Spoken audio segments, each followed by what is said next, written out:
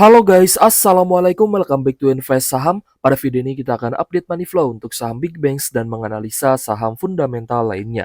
Sebelum lanjut, disclaimer on, ini bukan ajakan jual beli saham, so langsung saja kita ke pembahasan.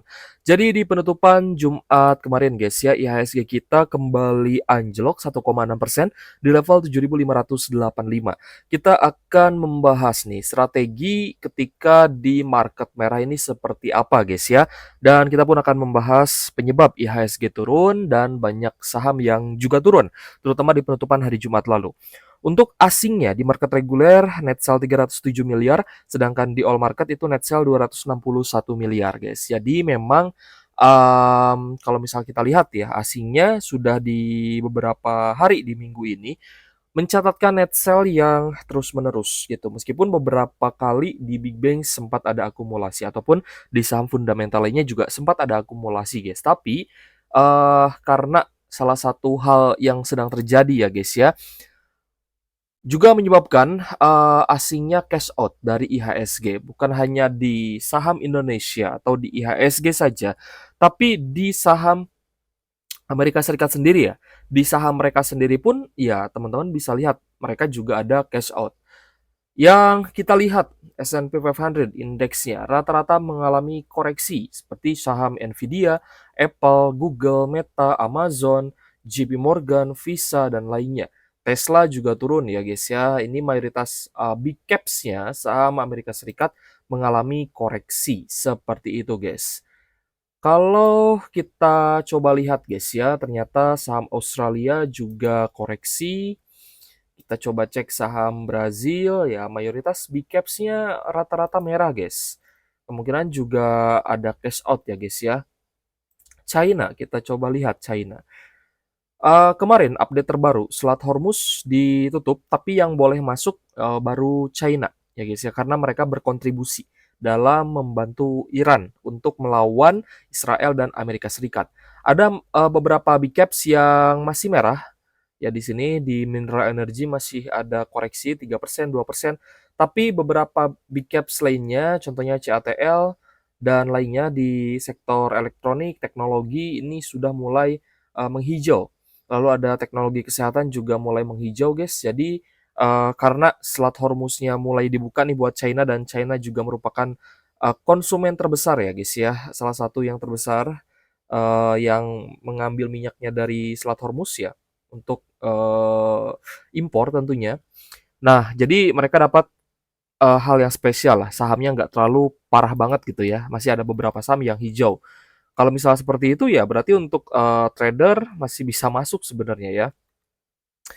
Semua saham Eropa, kita coba lihat guys ya, Eropa sih seharusnya juga merah, seharusnya. Oke guys, nah teman-teman lihat ya, mayoritas merah. Jadi bukan hanya IHSG saja yang merah, tapi Wall Street dan teman-teman tadi sudah lihat beberapa saham ya di uh, Eropa juga banyak yang sedang merah guys ya. Dan hal ini dikarenakan harga minyak yang melonjak dan juga perang yang belum selesai, di mana Iran ini masih apa ya, ibaratnya mungkin bisa dibilang sakit hati lah ya, diserang duluan oleh si Israel dan Amerika Serikat karena ini pernah terjadi di tahun pertengahan 2024 gitu ya. Pertengahan 2024 itu sempat juga ada serangan Israel ke Iran. Nah, Iran juga membalas waktu itu, tapi memang gencatan senjata benar-benar terjadi waktu itu. Dan sekarang belum, ya belum terjadi gencatan senjata lagi. Mungkin dalam pikiran negara Iran, pemimpinnya ya, mereka melihat kalau misalkan gencatan senjata dilakukan lagi, bisa jadi akan terulang kembali serangan lainnya dari Israel dan juga Amerika Serikat. Nah, daripada gencatan senjata, mungkin mereka berpikir untuk membuat negara-negara yang menyerang mereka, ya terutama Israel yang memang jaraknya juga masih terjangkau oleh rudal mereka, itu mereka buat dalam zona merah dulu gitu guys ya. Mereka buat mereka merasakan apa itu ancaman yang nyata gitu, agar mereka juga kapok ya. Oke guys, untuk harga minyak mentah crude oil WTI ditutup naik lagi 12% bahkan Kemarin kita lihat masih di level 80 USD per barrel. Hari ini mulai naik ya guys ya. Di penutupan Jumat kemarin naik 12% ke 90,9 USD per barrel. Lalu Brent oil juga di level 92,6 USD per barrel dengan kenaikan 8,5%. Untuk harga lainnya guys, harga emasnya naik 1,4% di 5.158 USD per ton. Per troy ounce ya guys ya, kalau gold. Nah, ini membuktikan bahwa memang perangnya masih berlangsung. Ya, perangnya masih berlangsung meskipun mungkin skalanya tidak sebesar kemarin. Dan Selat Hormuz untuk negara-negara lainnya selain China masih ditutup. Kalau Crystal kita lihat ada koreksi tipis 0,3% di 133 USD per ton, tapi ini masih berada di zona yang cukup tinggi. Jadi saham-saham komoditas sebenarnya masih bisa kita pantau ya guys ya. Meskipun mungkin ada beberapa yang sedang floating loss. Lalu begini guys, konsepnya ketika terjadi perang atau ketidakpastian geopolitik global, yang pertama akan dilakukan adalah cash out oleh investor asing. Itu biasanya terlihat ya guys ya dari data transaksinya. Cash out yang terjadi ini akan terlihat jelas, tapi tidak bisa hanya dilihat dari satu hari. Minimal kita lihatnya seminggu ya ketika terjadi perang tersebut. Sebelum perang, lalu kita bandingkan nih dengan ketika perang terjadi. Pergerakan uangnya kemana? Apakah malah masuk atau dia keluar alias outflow? Kalau outflow berarti memang cash out-nya sedang terjadi guys, dan itu bisa berhari-hari gitu. Jadi kalau misalnya ada satu kali akumulasi dan naik, manfaatkan untuk take profit ya guys ya. Karena ya itu yang bisa kita lakukan. Nanti kita bisa dapat lagi harga bawahnya. Jadi jangan takut ketinggalan.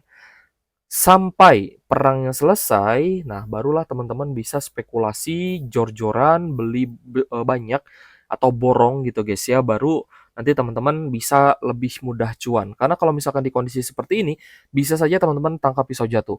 Karena begini guys, teorinya, the fear is more bigger, is more greater ya guys ya. Biasanya fear itu memang lebih besar efeknya dan juga apanya ya, spekulasinya itu di fear itu lebih besar, guys.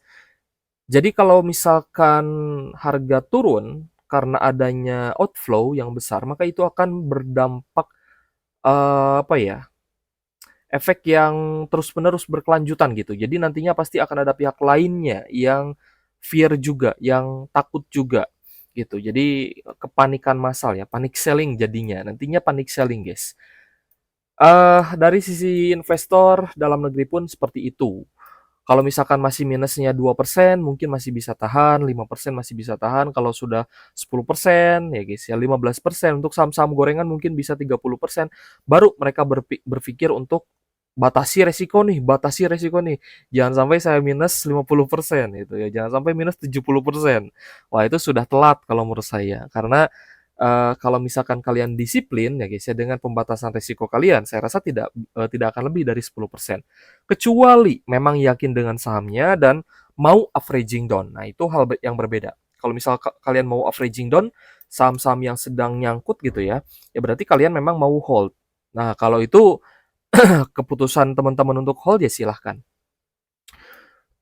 Contohnya misalkan Big Banks-nya ini masih akan bagi dividen ya, untuk dividen final beberapa saham BRI, Bank Mandiri, dan BCA nanti akan bagi dividen final, dan teman-teman mungkin sedang floating loss dan masih mau hold juga tidak salah ya, karena kan bagi dividen. Jadi masih bisa dapat keuntungan uang tunggu dari dividen.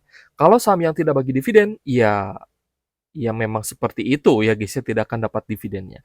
Jadi itulah pentingnya diversifikasi. BBRI turun 2,13% dengan adanya distribusi AKZPYU. Nah, untuk memperjelas ya guys ya, kita bisa lihat di sini. BBRI, guys. Kalian bisa lihat ya, ketika perang terjadi, tanggal 27 Februari atau akhir Februari, ini net sale 172 miliar. Lalu next day-nya ini ada akumulasi, tapi memang harganya masih turun. Net buy 98 M. Tapi beberapa hari selanjutnya ketika perang terjadi, ini net sale asingnya sangat terlihat. Dan kalau IHSG-nya juga net sell, karena memang beberapa hari di minggu ini kita lihat asingnya juga net sell ya di IHSG, ya berarti kan ada cash out. Ya mereka mengamankan dulu uang mereka. Nanti ketika perangnya sudah mereda, ketika sudah terjadi gencatan senjata dan sudah mulai damai, nah mereka bisa masuk lagi dan itu akan terlihat di data transaksi karena data transaksi ini tidak akan pernah bohong ya guys ya. Mungkin akan ada gocekan-gocekan ya, seperti di tanggal 2-nya ini kan gocekan nih, wah ada akumulasi, balik lagi akumulasi, tapi nilainya tidak begitu besar. Yang otomatis ini gocekan gitu ya. Jadi seolah-olah membuat kalian itu FOMO lagi ya, agar membuat retailnya FOMO lagi agar terjadi liquidity yang lebih baik di market karena ya asingnya mau buang barang. Nanti kita akan bahas juga ya guys ya strateginya. Untuk Bank Mandiri koreksi 2,8% di level Rp4.980 per saham. Dan ada distribusi dari ZPAG sebagai top seller. Nah, langsung aja ya guys ya. Kita sempat bilang ke teman-teman kalau misalkan trend following beli saham di harga yang sudah tinggi tapi tidak ada stop loss, artinya teman-teman rela nyangkut di harga tinggi.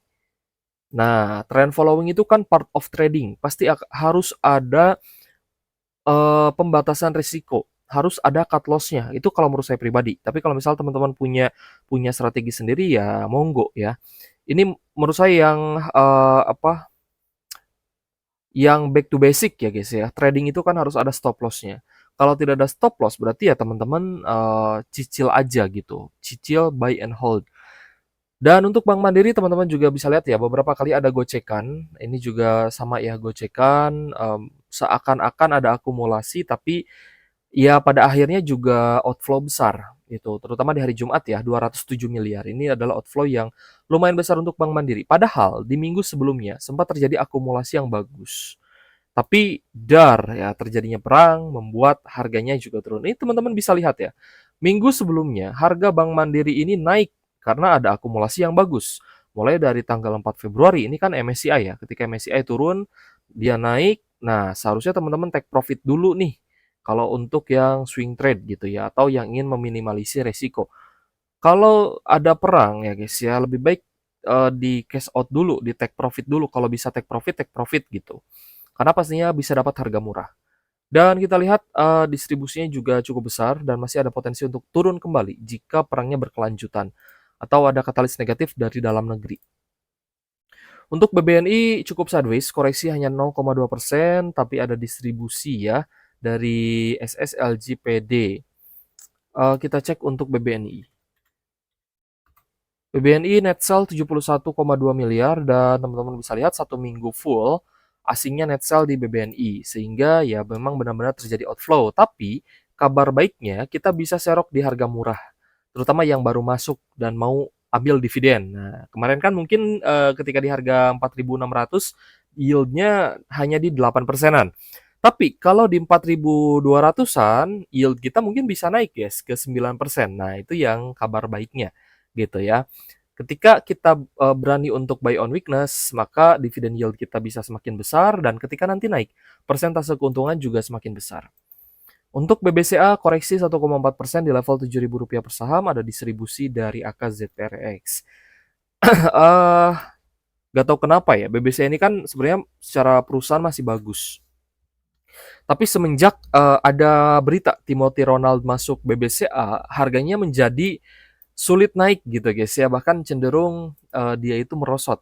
Dan terakhir juga masih ada net sales 91 miliar, meskipun hari Kamisnya sempat net buy 148 M, tapi net sell hari Rabunya sangat besar guys, 573 miliar.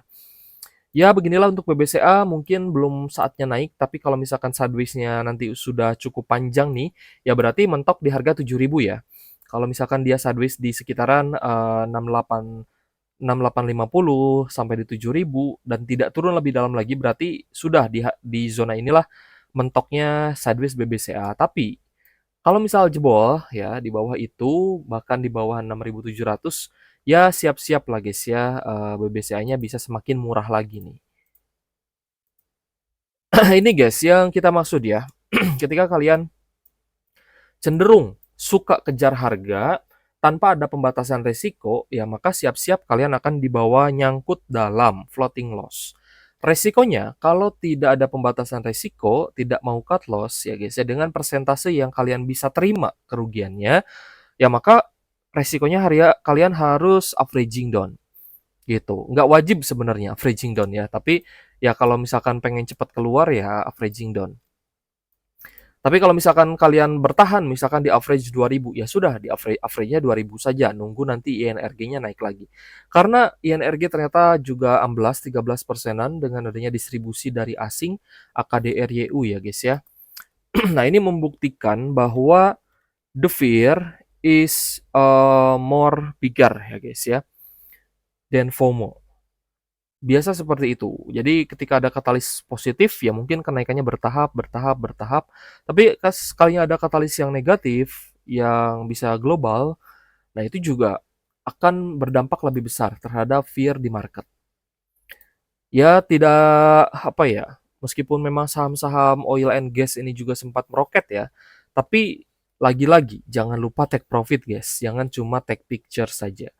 INRG ada koreksi 13%, asing juga net sales 98 M karena beberapa waktu sebelumnya ketika harga migasnya meledak ya guys ya, INRG-nya diakumulasi nih, bahkan sempat ARA ya atau reject atas 25%.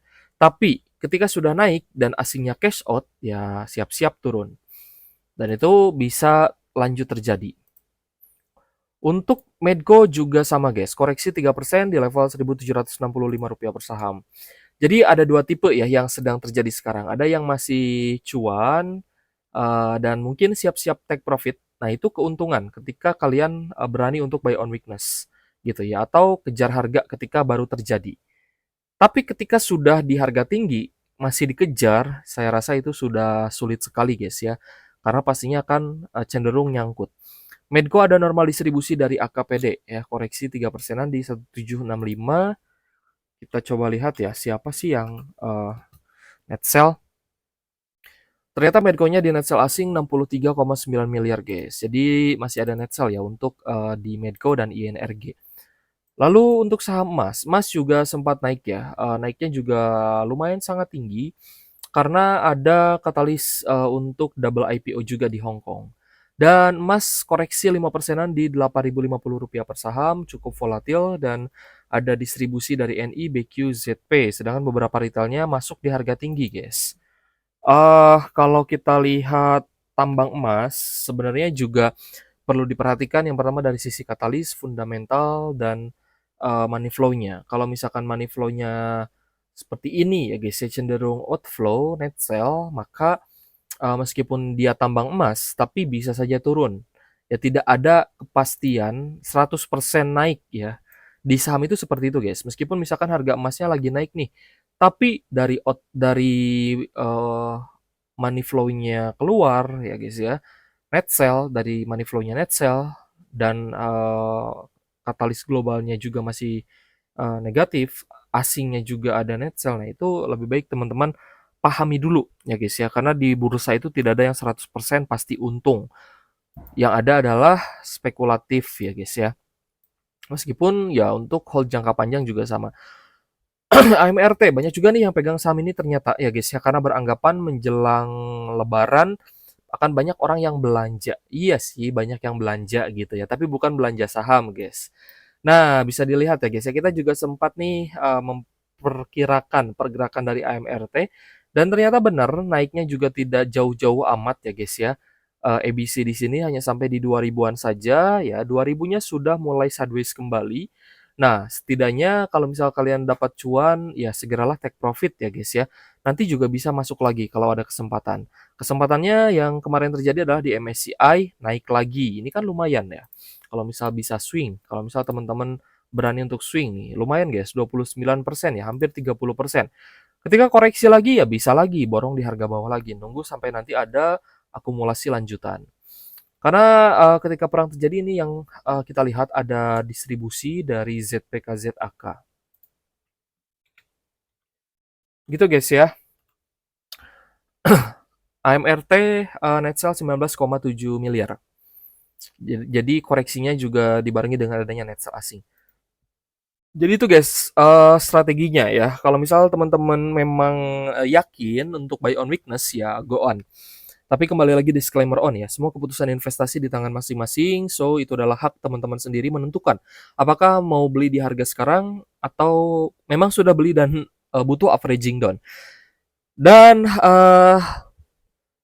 di setiap koreksi IHSG ataupun market, akan selalu ada saham yang pertama adalah saham yang bertahan, yang lain turun ya, mayoritas turun tapi dia sideways, ada yang seperti itu. Lalu yang kedua, akan ada juga saham yang naik. Biasanya itu tradingan bandar lokal. Ya guys, itu adalah yang dari big fund lokal lah guys ya. Mereka sedang trading aja di sana ya harganya naik gitu. Nah, itu juga bisa sebenarnya dimanfaatkan, tapi ya harus siap dengan volatilitasnya. Oke guys, terima kasih sudah menonton dan semoga bermanfaat untuk teman-teman. Thank you for watching. See you on the next video. Wassalamualaikum warahmatullahi wabarakatuh.